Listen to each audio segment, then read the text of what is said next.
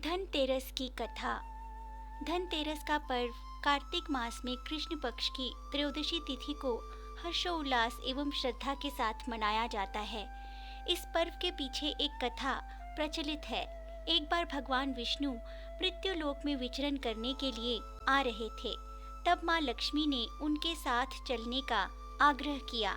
विष्णु जी उन्हें एक शर्त पर साथ ले जाने को तैयार हुए कि वे लक्ष्मी जी को जहाँ ठहरने के लिए कहेंगे वे वहीं ठहर जाएंगी। लक्ष्मी जी ने उनकी बात मान ली और उनके साथ भूलोक में आ गईं। तब विष्णु जी ने उन्हें एक स्थान पर ठहरने को कहा और स्वयं दक्षिण दिशा की ओर चल दिए। लक्ष्मी जी स्वभाव से चंचल होने के कारण अधिक समय तक रुक न सकी और विष्णु जी के पीछे उसी ओर चल दी।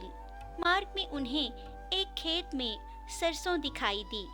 सरसों के फूलों की शोभा देखकर उनका स्त्रीमन लालायित हो उठा और उन्होंने फूल तोड़कर अपना श्रृंगार किया। कुछ आगे बढ़ने पर उन्हें गन्ने का एक खेत दिखाई दिया। गन्ने का रस उन्हें अत्यंत प्रिय है, इसलिए वे स्वयं को रोक न सकी और गन्ने तोड़ने लगी। उसी समय विष्णु जी वहां आ गए और उनके व्यवहार से नाराज हो गए। लक्ष्मी जी द्वारा अपनी बात न मानने पर विष्णु जी ने उन्हें शाप देते हुए कहा, मेरे मना करने पर भी आप यहाँ चली आई और किसान के खेत में चोरी का अपराध कर बैठी। अब इस अपराध के प्रायश्चित के रूप में आपको इस किसान की 12 वर्ष तक सेवा करनी होगी।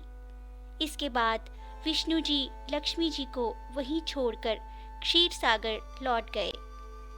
तब लक्ष्मी जी एक कन्या के रूप में किसान के घर रहने लगी। एक दिन लक्ष्मी जी ने एक मिट्टी की प्रतिमा बनाई और किसान की पत्नी से कहा कि ये देवी लक्ष्मी है, तुम इनका पूजन करने के पश्चात ही रसोई बनाना। तुम जो भी इनसे मांगोगी तुम्हें अवश्य मिलेगा।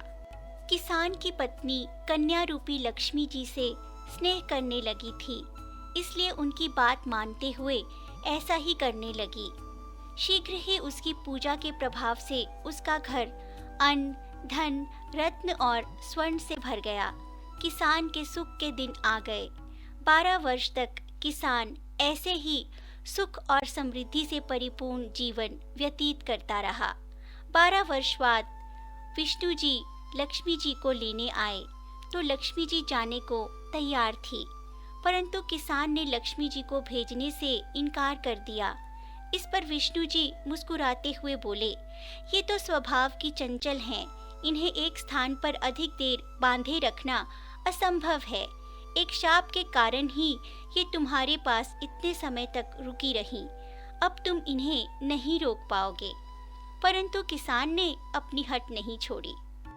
तब लक्ष्मी जी ने किसान से कहा, यदि तुम मुझे रोकना ही चाहते हो तो मैं जैसा कहूँ वैसा ही करना। कल तेरस है, तुम अपने घर को लीप पोत कर साफ स्वच्छ कर लेना। संध्या समय एक तांबे के कलश में धन या सिक्के भरकर मेरे लिए रखना तथा मेरी आराधना करना। मैं उस कलश में निवास करूंगी, परंतु तुम मुझे देख नहीं पाओगे। इस एक दिन की पूजा के फल स्वरूप मैं वर्ष भर तुम्हारे घर से नहीं जाऊंगी। ये कहकर लक्ष्मी जी विष्णु जी के साथ चली गईं। अगले दिन किसान ने लक्ष्मी जी के कहे अनुसार पूजन किया।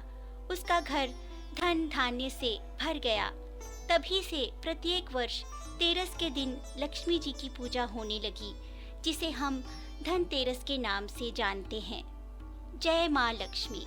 लक्ष्मी जी को प्रसन्न करने के लिए इस दिन लोग गन्ने खरीदते हैं, घर की साफ सफाई करते हैं, कलश स्थापना करते हैं और माँ की आराधना करते हैं। सुख समृद्धि के लिए माँ लक्ष्मी मंत्र का ये जाप अत्यंत फलदायी है। ओम ह्रीं श्रीं लक्ष्मीभ्यो नमः, अर्थात हे ऐश्वर्य की देवी माँ लक्ष्मी, मेरे दुखों का हरण करें और मेरे जीवन को उन्नत व समृद्ध करें। जय माँ लक्ष्मी।